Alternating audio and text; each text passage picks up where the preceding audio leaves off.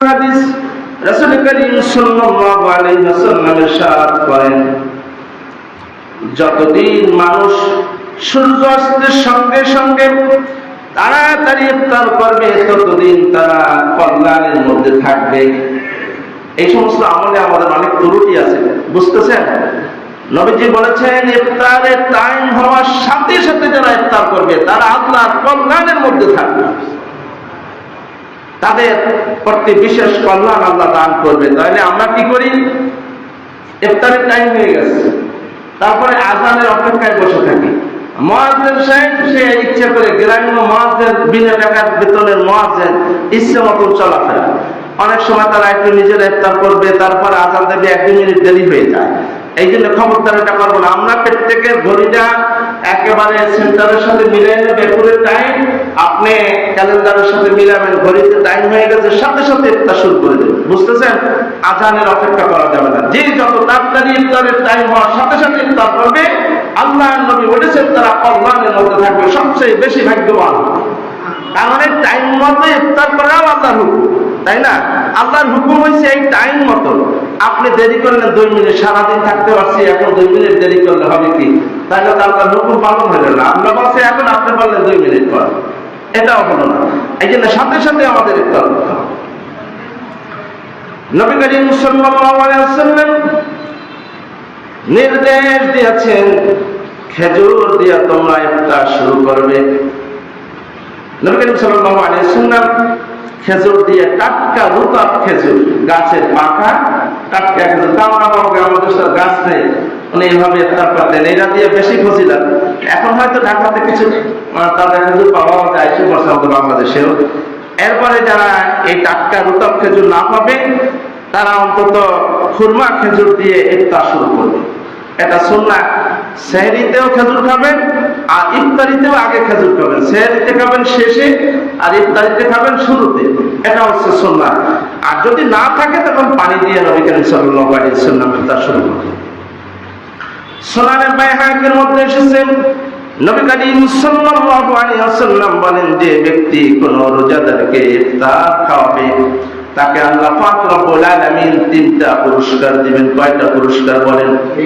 3টা পুরস্কার। 1 নম্বর, আল্লাহর নবী বলেছেন, যারা ইফতার করাবে তাদেরকে আল্লাহ পাক গুনাহ খাতা মাফ করে দিবেন। 2 নম্বর হচ্ছে দোজখের আগুন থেকে তাদেরকে মুক্তি দেওয়া হবে। 3 নম্বর হচ্ছে যত রোজাদারকে ইফতার করাবে ওই পরিমাণ সওয়াব আল্লাহ পাক রব্বুল আলামিন ওই ব্যক্তিকে দান করবে। সুবহানাল্লাহ, সুবহানাল্লাহ। কি বল, ইফতারে আমরা খাওয়াইতে বুঝি না কোন সময় খাওয়ান লাগে। যে সময় খাওয়ান লাগে সেই সময় খাওয়াই না, যে সময় না খাওয়ান, শরীয়তে কোনো নির্ধারিত কোনো ভালো কিছু নাই, সেই জায়গায় আমরা লাখ লাখ টাকা খরচ করি, আছে না? বড় বড় জিয়াফাতে লক্ষ লক্ষ টাকা খরচ করে, 4টা 5টা 10টা গরু দেয় বড় লোকেদের, আছে না? এগুলো করে। কিন্তু আপনি খাওয়াবেন রমজান মাসে, ইফতার করা 10টা মসজিদে আপনি ইফতার দেন। এই 10টা মসজিদে যদি 1000 মানুষ ইফতার করে, 1000 ফরজ রোজার সব আল্লাহ আপনাকে স্পেশালি দান করবে। সুবহানাল্লাহ। আমাদের জীবনে কত রোজা শুনে গেছে না? এগুলো সব পূরণ হয়ে যাবে, আখিরাতে নাজাতের ব্যবস্থা হয়ে যাবে। এই রোজায় সবাই অংশ নেবেন। এই রোজা মানে আপনার বাড়ির যারা আছে প্রত্যেকে একজন আর একজনের ঘরে দেবে, সে আপনার ঘরে দেবে, আপনি ওনার ঘরে দেবেন। নবী যেভাবে বলেছেন তাতেও আমরা একজন সব পাই যাব। আপনিও খাওয়াবেন, তাদের তো আপনাকে আমাদের সবাই রোজার ইফতার করানোর সব পেয়ে যাবে। এই জন্য খবরদার, আমরা ইফতারি রমজানে অন্তত কোনো জায়গায় মসজিদে ইফতার চলে, ওখানে 2 কেজি আপনি খেজুর কিনে দেন, 2 কেজি আপেল কিনে দেন, অংশ নেবেন। সবে দুটি আসছে ঘুরে ঘুরে, বিশেষ সুযোগ আসছে। এই জন্য আমরা যেন বেশি বেশি ইফতার খাওয়াইতে পারি। আরবিয়ানরা বোঝে, তারা সব চিনে। রমাদান মাসে ঘরে ঘরে মানুষকে খাবার দেয়, দামি দামি খাবার দেয় না? তারা দেখছেন আরবে, তারা সব বোঝে যে কোন জায়গা থেকে কিভাবে ইনকাম করতে হবে। এই জন্য আমরা বেশি বেশি রোজাদারকে ইফতার করাবো। এক সাহাবী বললেন, ইয়া রাসূলুল্লাহ, আমাদের তো এইভাবে সামর্থ্য নাই যে মানুষকে বেশি বেশি সুন্দর করে ইফতার করাবো। নবীজি বললেন, কোন গরিব মানুষ যদি একটা খেজুর বা একটু দুধ বা একটু পানি দিয়ে কাউকে ইফতার করে, তাকে আল্লাহ এই পরিমাণ সওয়াব দান করবে। সুবহানাল্লাহ। গরিব ধনী নাই আল্লাহর কাছে, যার যেভাবে সামর্থ্য, ন্যায় যদি শুদ্ধ হয়, ওই অল্প খাওয়াই নিয়ে আল্লাহ এতে বারাকা দিয়ে দেবে। সুবহানাল্লাহ। কোন রোজাদারকে যদি তৃপ্তি মেটাইয়া খাওয়ায়, মানে সুন্দর করে আপনার মনের থেকে অনেক সুন্দর করে, মানে এক কথায় তৃপ্তি মেটাই খাওয়ায়, আল্লাহ নবী বলেছেন তাকে কিয়ামতের ময়দানে হাউজে কাউসারের পানি পান করানো হবে, আর কোনোদিন তার তৃষ্ণা লাগবে না, এমন পানি শরবত আল্লাহ খাওয়াবেন। যারা আল্লাহর মেহমান, রোজাদাররা কার মেহমান? আল্লাহর মেহমান। এদেরকে যারা সুন্দর করে খাওয়াবে, আল্লাহ তাদেরকে হাউজে কাউসারের পানি পান করাবে।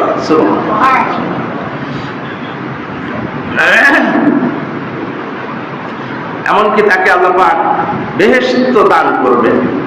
নবী করিম সাল্লাল্লাহু আলাইহি ওয়াসাল্লাম ইরশাদ করেন, রমাদান মাসে আদম সন্তানের নেক আমলের সওয়াব 10 গুণ হইতে 700 গুণ পর্যন্ত দান করবেন। 10 গুণ হইতে 700 গুণ দান করবেন। কোরআনে স্পষ্ট আয়াত রয়েছে, মাসালুল লাযিনা ইউনফিকুনা আমওয়ালাহুম ফি সাবিলিল্লাহি কামাসালি হাব্বা। এখানে আল্লাহ পাক বলেন আমি একে 700 গুণ নেকি দিয়ে থাকি, 1 টাকা দান করলে 700 টাকার সওয়াব। আর হাদিসেও তাই আসছে। আমি রমাদান মাসের এই হাদিসটা একটু গবেষণা করে দেখলাম যে রমাদান মাসে, খেয়াল করে শোনেন, একটা পারা যদি কেউ কোরআন পড়ে 700 পারার সওয়াব হবে। কত পারা? 700 পারা। এক পারায় 700 পারা। যে কোরআন পড়তে পারে না, খতমে তারাপি ভালো হাফেজদের পিছনে যদি পড়ে, মনোযোগ দিয়ে শোনে, তা শোনা আর পড়া সমান সওয়াব আল্লাহ পাক কোরআনে বলেছেন। তাহলে এই যে আপনি এক পারা শুনলেন, সব দেবে কত পারা? 700 পারা। 700 পারা আমি আবার হিসাব করেছি, তাতে 23 খতম 10 পারা হয়। কত পারা? 700 পারা ওখানে, তা 700 পারায় 23 খতম 10 পারা হয়। তো পারার হিসাব আর খতমের হিসাব এক এক অক্ষরে হবে 700 রেখে, তাই এক পারায় হবে 23 খতম 10 পারা। 23 খতমের এক খতমের যে হরফ আছে, তাতে 10টা করে নেকি ধরলে 30,35,850 নেকি হয়, 10টা করে। তা যখন 700 দেওয়া হবে, তাই হিসাব করছি, তাতে 2743 নং হাদিস। রাসূল করিম সাল্লাল্লাহু আলাইহি ওয়াসাল্লাম বলেন, যে ব্যক্তি কোরআন তেলাওয়াতে সুপারদর্শী, মানে সুন্দর করে তেলাওয়াত করতে পারে, সে তো অনেক সম্মানিত ভাগ্যবান মানুষ। নবীজি আরো বলেন, যে ব্যক্তি কোরআন তেলাওয়াত করতে গিয়ে জিহ্বা জড়িয়ে যায়, উচ্চারণে কষ্ট হয়, তেলাওয়াত ভালো পারে না, ধাক্কাই ধাক্কাই পড়ে, কষ্ট করে, ভালো পুরোপুরি পারে না, ধাক্কাই ধাক্কাই নূতন শিখছে, কষ্ট করে করে পড়ে, নবীজি বলেছেন তাকে, যে ব্যক্তি সুন্দর তেলাওয়াত করতে পারে, তার দ্বিগুণ শব্দ, ডবল শব্দ হবে। আল্লাহ কোরআন যে সে কষ্ট করে পড়ছে, আল্লাহ পাক তাকে পুরস্কার আরো ডবল দিয়ে দেবেন। সুবহানাল্লাহ। হাদিস সহিহ বুখারীতে এসেছে, মুসনাদ আহমদ দ্বিতীয় খণ্ড 174 নং হাদিস। রাসূল করিম সাল্লাল্লাহু আলাইহি ওয়াসাল্লাম বলেন, রোজার ও কোরআন তেলাওয়াত কিয়ামতের ময়দানে বান্দার পক্ষে শাফাআত করবে। রোজা শাফাআত করবে, কোরআন শাফাআত করবে। কাকে? যারা রোজা রাখবে। এই রোজা বলবে রব্বুল আলামিন, এই তোমার বান্দাদেরকে আমি দিনে খাইতে দেই না, রোজায় কারণেই তো আমরা না খেয়ে থাকি। রোজা বলতেছে আল্লাহর কাছে, আল্লাহ তোমার এই রোজা, আমি রোজা তাকে দিনে কিছু খেতে দিই নাই, তার সুন্দর স্ত্রী ছিল, তা ব্যবহার করতে দেই নাই, অতএব এর থেকে সে বিরত ছিল, তুমি দয়া করে এই ব্যক্তিকে মাফ করে দাও। আল্লাহ তাআলা এই রোজা সুপারিশ কবুল করে নেবেন। আর কোরআন বলবে, আয় আল্লাহ তাআলা, আমি এই ব্যক্তিকে রাতে ঘুমাইতে দেই না, সারাদিন রোজা রেখেছে, রাতে আবার দাঁড়াই দাঁড়াই দীর্ঘ সময় কোরআন তেলাওয়াত শুনেছে, তাহাজ্জুদে কোরআন পড়েছে, রাতে ঘুম ধুয়ে, আরামের ঘুম ধুয়ে কোরআন পড়েছে, আল্লাহ তুমি এই বান্দাকে মাফ করে দাও। কোরআন বলবে, কোরআনের শাফাআত হবে সবচেয়ে জোরদার, নবীদের চাইতেও জোরদার হবে কোরআনের সুপারিশ। তখন এই কোরআন সুপারিশ করবে বান্দার পক্ষে, আর আল্লাহ তাআলা তার সুপারিশ কবুল করে নেবেন। সুবহানাল্লাহ। তাহলে রোজাও আপনার কিয়ামতে সাহায্যকারী হবে, কোরআন তেলাওয়াত জান্নাতে নেওয়ার জন্য সাহায্যকারী হবে। শুধু সাহায্য না, সরাসরি নিয়ে ছাড়বে। আমরা কোরআন থেকে দূরে কপাল পোড়া মুসলমান। হাদিস শরীফে এসেছে, কেউ যদি সূরা মুলক পাঠ করে, কিয়ামতের ময়দানে সূরা মুলক সুপারিশ করে জান্নাতে পৌঁছাই দিয়ে তারপরে সে যাবে, গ্যারান্টি জান্নাত।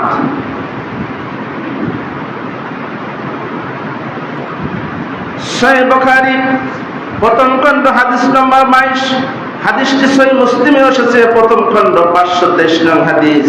নবী করিম সাল্লাল্লাহু আলাইহি ওয়াসাল্লাম বলেন, যে ব্যক্তি খাঁটি ঈমান ও ইখলাসের সাথে আল্লাহর সন্তুষ্টি ও সওয়াবের উদ্দেশ্যে রমাদান মাসে কিয়ামুল লাইল করবে, ঈমানের সাথে ইখলাসের সাথে একমাত্র আল্লাহর খুশির জন্য নামাজ পড়বে, কাউকে দেখাবার জন্য না, তাইলে এরা যারা আল্লাহর সন্তুষ্টির জন্য রাতে উঠে কিয়ামুল লাইল করবে, নামাজ পড়বে, আল্লাহ পাক বলেন এই বান্দাদেরকে আমি জীবনের সব গুনাহ মাফ করে দেব। এখন এই কিয়ামুল লাইলটা কেমন হবে, এইটাই হলো আমাদের মূল একটা বিষয়। কিয়ামুল লাইলটা নিয়ে আমাদের সমাজে অনেক ঝামেলা আছে। আমাদের না বোঝার কারণে, ধর্মীয় জ্ঞান না থাকার কারণে আমরা কত প্রকাশ্যা করে বাস করি। নবী করিম সাল্লাল্লাহু আলাইহি ওয়াসাল্লাম আমাদের তারাবির নামাজে একটু ঠেলাফেলি আছে, 8 টাকা না 20 টাকা এরকম আছে না? এটা ভালো করে শুনেন, আমি আজকে আপনাদের শোনাই দিচ্ছি। নবী করিম সাল্লাল্লাহু আলাইহি ওয়াসাল্লামের জীবদ্দশায় তিনি 8 রাকাত তারাবি পড়তেন, 3 রাকাত বিতর পড়তেন। কত হয়েছে? 11। আবার তিনি মাঝে মাঝে 10 রাকাত পড়তেন, 3 রাকাত বিতর পড়তেন। কত হইতো? 13। এভাবে তিনি পড়েছেন রমজান ছাড়াও আর রমাদান মাসেও এভাবেই পড়েছেন। আর তার লাইফে 3 দিন, কোন কোন রাওয়ায়াতে 2 দিন আছে তিনি জামাতে তারাবি পড়েছেন। জামাতে কয় দিন? 2 থেকে মাত্র 3 দিন জামাতে নামাজ পড়েছেন। তাই নবীজির যে সুন্দর তেলাওয়াত, তিনি যখন জামাতে এসে নামাজ পড়া শুরু করলেন, মুসল্লিদের এত উদ্দীপনা বেড়ে গেল, তারা মুসল্লিদের বাড়া শুরু করে দিল। নামাজের গতিবিধি এখন অন্যরকম হয়ে গেছে। তখন নবীজি 2-3 দিন আসার পরে আবার অফ করে দিলেন। নবীজি বললেন, যদি আমি রেগুলার আসা শুরু করি আর সবাই যদি এরকম নামাজ পড়তে বেশি করে আগ্রহ করে শুরু করে দেয়, হয়তো এটা আল্লাহর পক্ষ থেকে ফরজ হয়ে যেতে পারে। তা ফরজ হয়ে গেলে আমাদের জন্য কষ্ট হবে। এই জন্য নবীজি আর জামাতে বললেন না, তিনি একা একই নামাজ পড়েছেন। বুঝতে পারছেন? এখন কথা হচ্ছে, হযরত ওমর ফারুক রাদিয়াল্লাহু তাআলা আনহু নবী যখন বিদায় নিলেন, এরপরে ওমর ফারুক রাদিয়াল্লাহু তাআলা আনহুর জামানায় তা এক ধাপ লোক পিছনে চলে গেছে, নবীজির পরের ধাপ।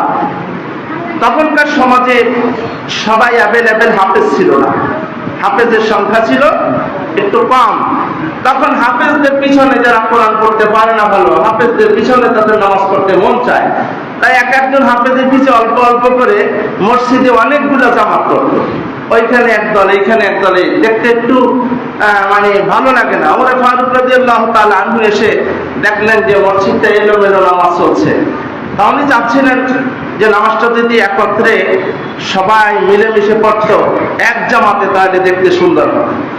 হযরত ওমর ফারুক রাদিয়াল্লাহু তাআলা আনহু তিনি সবাইকে একত্রিত করলেন। উবাই ইবনে কাব তিনি খুব ভালো হাফেজ ছিলেন সাহাবীদের মধ্যে, ওনাকে অর্ডার করলেন যে আপনি ইমামতি করুন, আপনার ইমামতিতে সবাই নামাজ পড়বে।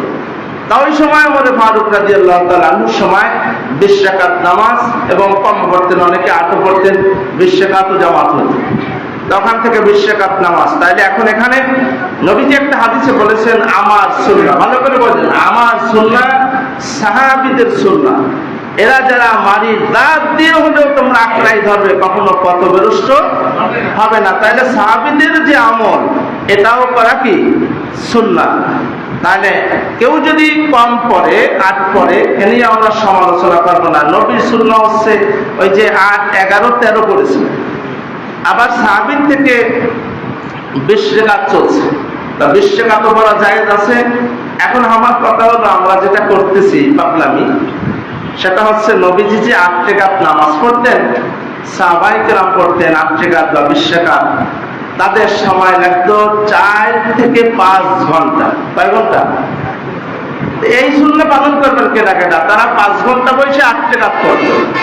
2 রাকাত নামাজ পড়তে 1 ঘন্টা টাইম নিত। তারাবি মানে রেস্ট করা। তারা 1 ঘন্টা বসে 2 রাকাত নামাজ পড়তেন, দীর্ঘ লম্বা তেলাওয়াত করতেন, ধীরে ধীরে ধীরে ধীরে। আমরা যে নামাজ পড়ি, নামাজ হয় না, একটা স্পষ্ট হয় না। আমরা রেকাত নিয়ে মারামারি করি, কোয়ালিটি নিয়ে না। আরে আল্লাহ তো নামাজের কোয়ালিটি চাইছে, আমালান সালিহা, কোরআন পড়েন, হাদিস পড়েন, সব জায়গায় চাইছে খুজুর সাথে ধীরে ধীরে সুন্দর করে তাজবিদ সহকারে তারতিলের সাথে আহকামের সাথে নামাজ পড়া। আর আমরা খালি টাকাটাই করে চলে যাই, আমাকে 45 মিনিটে সব শেষ, 20 রাকাত, 18 রাকাত, 30 রাকাত শেষ, হাফেজে কোরআন আবার খতম হয়ে গেছে, এই নামাজ দিয়ে জান্নাতে যাবে। আম হাসিবুতুম মান তাদখুলুল জান্নাহ, এই নামাজ আল্লাহ পাক এই নামাজের বিনিময়ে জান্নাত দিবেন না। জান্নাত কি এত সোজা? সোনার বাড়িগাড়ি আমি দিয়ে দেবে আপনাকে। রমাদান মাসে আপনার নামাজ পড়তে হবে, আমরা রমাদানের বাইরে যেরকম নামাজ পড়ি ঠিক ওই স্টাইলেই নামাজ পড়তে হবে। রমজানের জন্য আবার ঘন স্পিরিটে নামাজের কোনো হাদিস নাই। তাহলে 4 থেকে 5 ঘন্টা বসে নামাজ পড়তেন, এখন যদি তারা 2 রাকাতও পড়ে, সেই 2 রাকাত নামাজ কিরম পড়েছে, আর আমরা 30 রাকাত পড়ছি 40 মিনিটে, কাদের নামাজ কেমন হলো?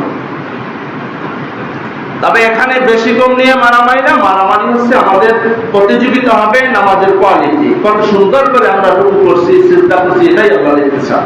তাড়াহুড়া করে খালি সিজদা করলে কোনো কাজ হবে না। আপনি ঘন ঘন সিজদা করেন, রুকুতে পাশে বাধাই হয় না, সিজদার মাঝে অজে বাধাই না, নামাজই হয় না। 500 রাকাত পড়লে কি হবে? কি নামাজ যদি কবুলই না হয়, মাসালা অনুসারে না হয়, তাহলে নামাজ দিয়ে হবে কিছু? এই জন্য সবসময় নামাজের কোয়ালিটি আমাদের দেখতে হবে, আমরা একটু ধীরে ধীরে পড়বো। আজকে আপনার শরীর ভালো লাগে না, কম পড়ে, কোনো অসুবিধা নাই। হাদিসে আসছে কিয়ামুল লাইল করো, কোনো রেকাত নির্ধারিত এরকম না।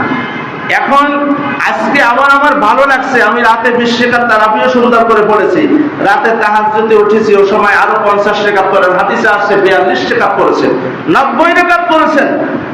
তাহলে 20 পড়তে চান কেন? আপনার আজকে শরীর ভালো, রাতে উঠছেন, ওইখানে 10 পড়েন, 20 রাকাত পড়েন। এখানে তারাবিতে পড়ে গেছেন 20, 30, 40, দোষ আছে? এখানে রমজানে যত সিজদা দেবে তার সম্মান বাড়বে না কমবে? আসজুদ আত্তারিব। এক সাহাবী এসে বলছেন, ইয়া রাসূলুল্লাহ, আমি আপনার সাথে জান্নাতে যেতে চাই। প্রশ্নটা কেমন করেছে? আমি আল্লাহর সাথে জান্নাতে যেতে চাই।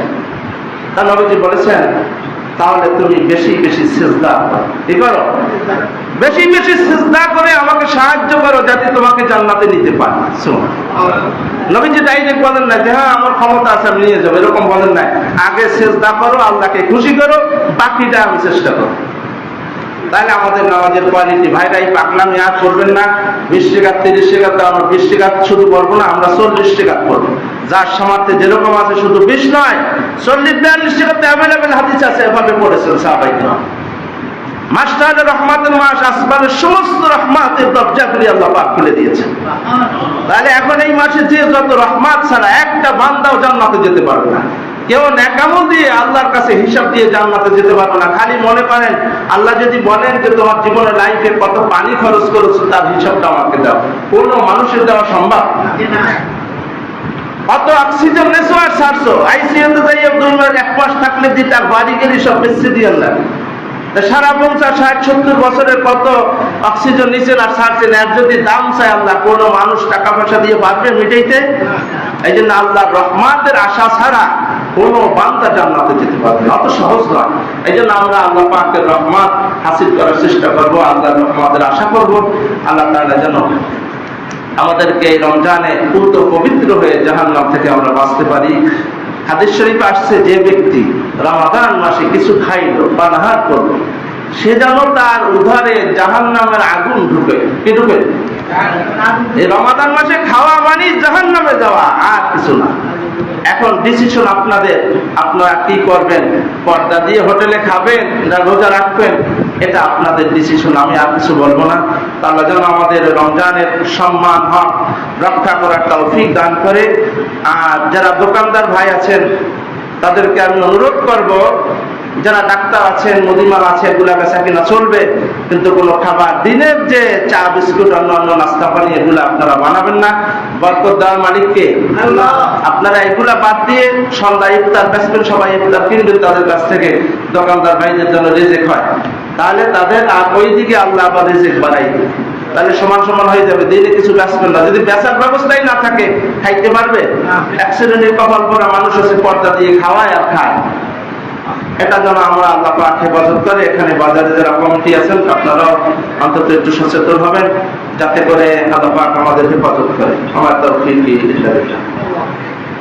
আল্লাহুম্মা সাল্লি